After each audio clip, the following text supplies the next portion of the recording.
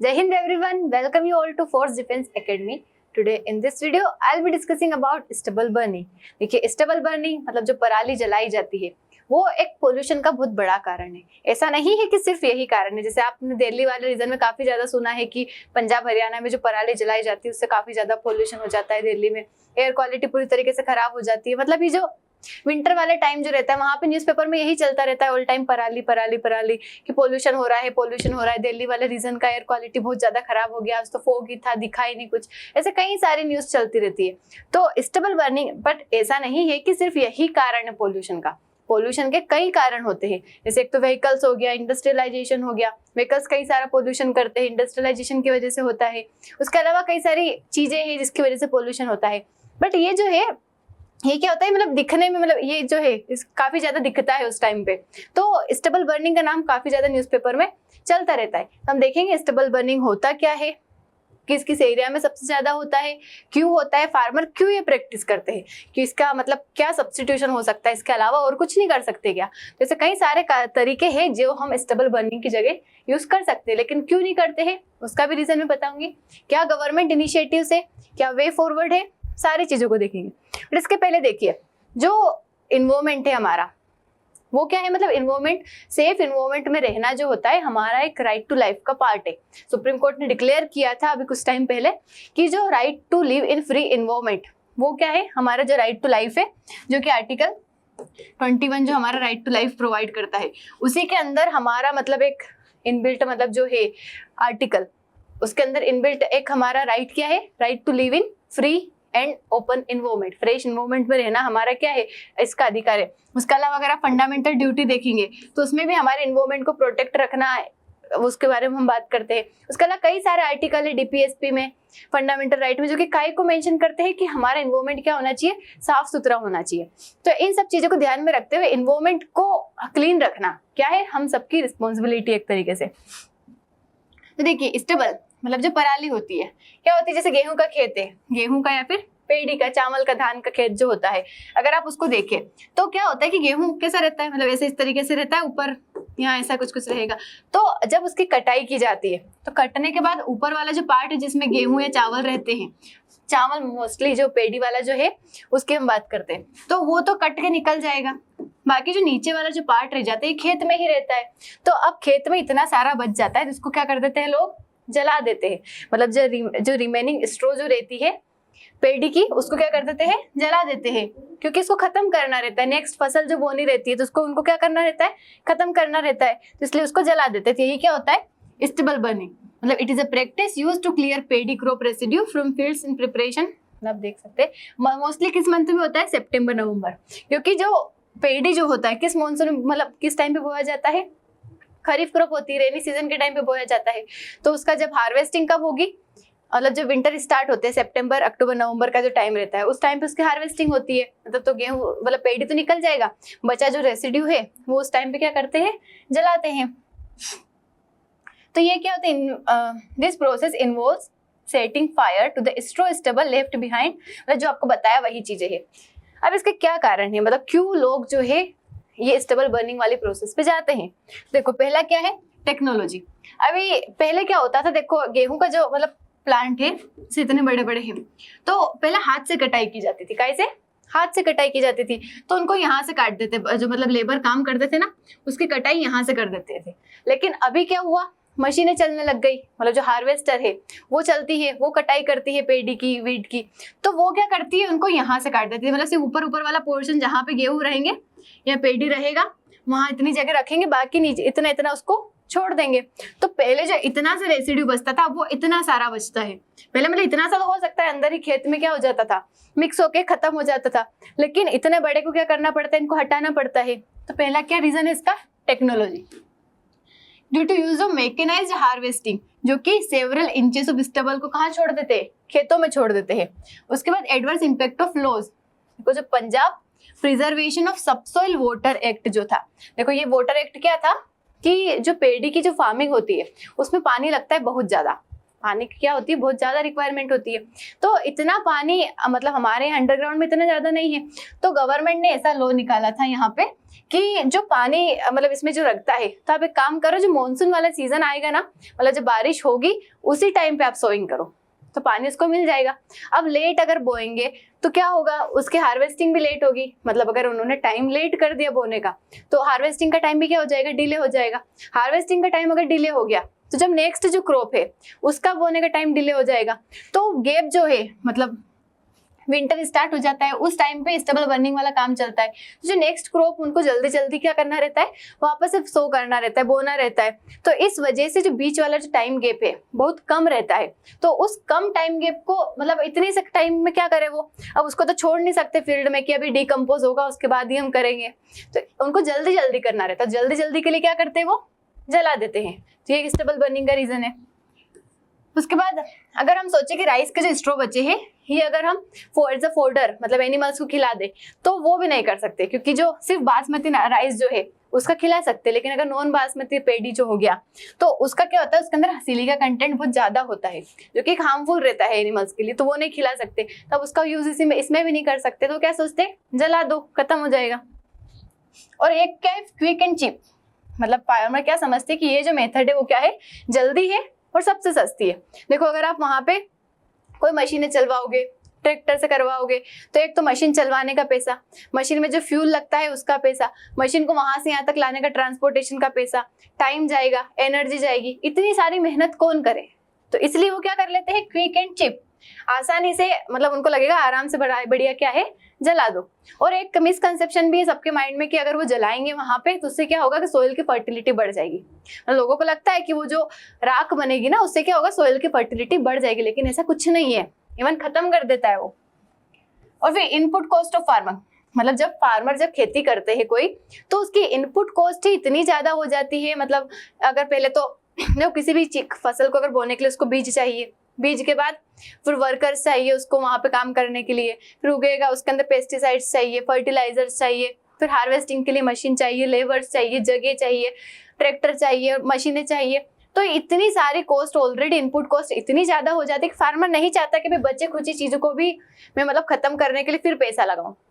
तो इसलिए वो क्या सोचते हैं कि चीप जो है, क्विक एंड चीप जो मेथड है, किसका यूज कर ले, वो जला दो, कोई पैसा नहीं लग रहा उसमें, ऐसा सोच के क्या कर देते हैं, उसको जला देते हैं। उसका हैप्पी सीडर, कोई हैप्पी सीडर क्या होता है, एक मशीन है एक टाइप की। ये क्या है, एक मशीन है जो कि मतलब वो जो रेसिड्यू रहता है ना उसको एक तरीके से डिकम्पोज करवा देती है उसमें, और आगे वाली फसल को बोने में हेल्प करती है। मतलब एक तरीके से आप सीड्रिल जैसा देख लो कि वो आगे वाला मतलब गेहूं को बो देगी, जैसे पेड़ी की फसल निकली उसके बाद विंटर में गेहूं की फसल आएगी, गेहूं को बो देगी और उस चीज को खत्म कर देगी जो ऑलरेडी स्टेबल बची है ना वहां पे।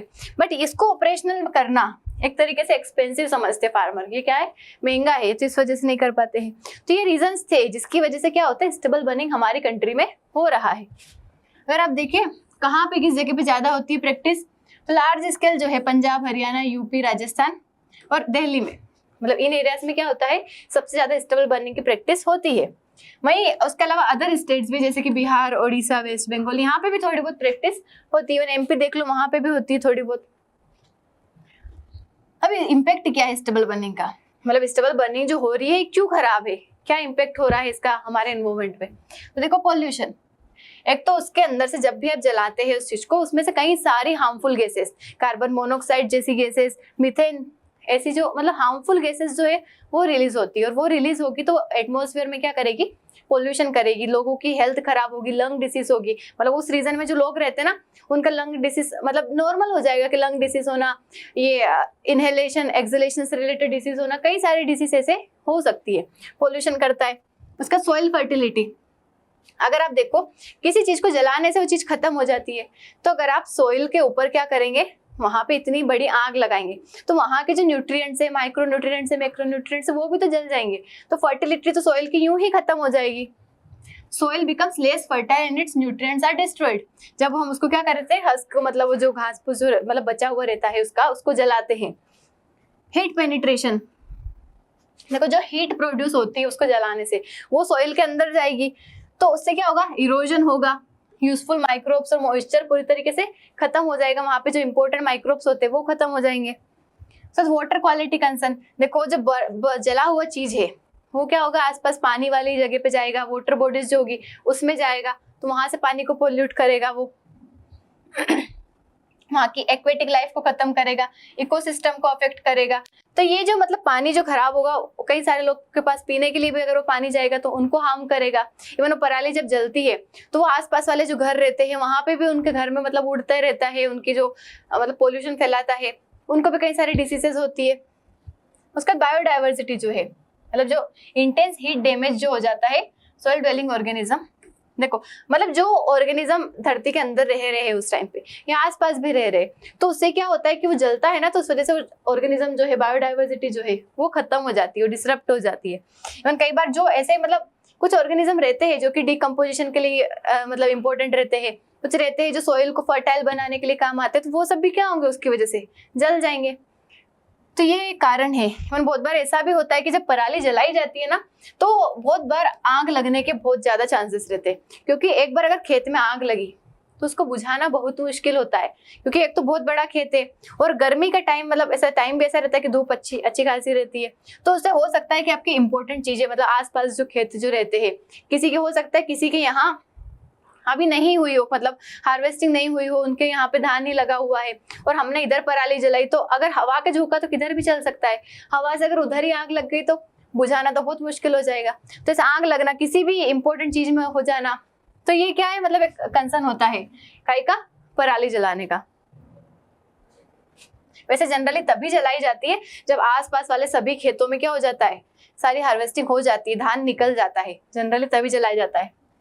गवर्नमेंट ने क्या क्या इनिशिएटिव्स लिए इससे रिलेटेड, तो देखिए पहला तो सेंट्रल सेक्टर स्कीम जो है प्रमोशन ऑफ एग्रीकल्चर मैकेनाइजेशन, मतलब इस तरीके से कि जो मशीनें हैं जो क्या करे, उस रेसिड्यू को खत्म करे, ऐसी मशीनें भी होती है जो रेसिड्यू को खत्म करने के लिए होती है, तो उसको प्रमोट करने का बोलती है गवर्नमेंट।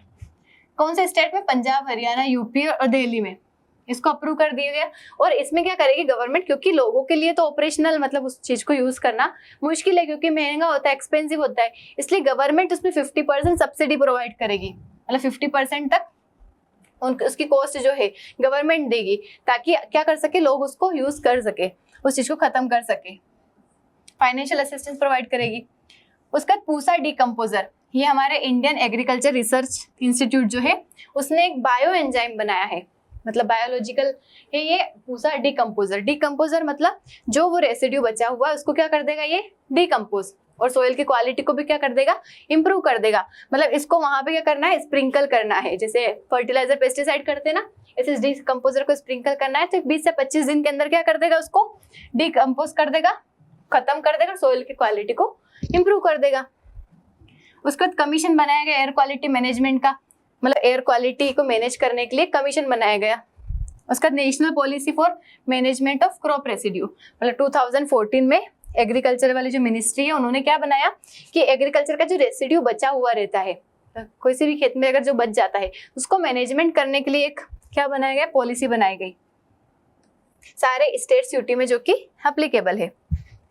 उसके बाद अगर आप वे फॉरवर्ड और देखें तो देखो क्या कर सकते हैं, तो हमें स्टेबल बर्निंग को काउंटर करने के लिए क्या करना चाहिए, टर्बो हैप्पीसीडर, मतलब जो हैप्पीसीडर मशीन होती है, चलिए फोटो लगाना भूल गई हूँ यहाँ पे, लेकिन हैप्पीसीडर मतलब ऐसी एक मशीन होती है जो ऑलरेडी जो आपका रेसिड्यू बचा हुआ है ना उसको भी खत्म कर देगी, मतलब खत्म नहीं, उसमें मिट्टी में ही मिला देगी, और आगे वाली जो फसल है, मतलब आपको जो बोना है, जैसे विंटर की क्रॉप जो भी आपको लगाना है उसको क्या कर देगी वहां पे, जैसे वीट हो गया कोई से भी, उसको उसमें सो कर देगी सीड्स को, और इसको वो हटा देगी, मतलब एक तरीके से ये ऑर्गेनिक बन जाएगा, मिट्टी में मिल जाएगा, डिकम्पोज हो जाएगा, और बाकी आगे वाली फसल भी आसानी से लग जाएगी।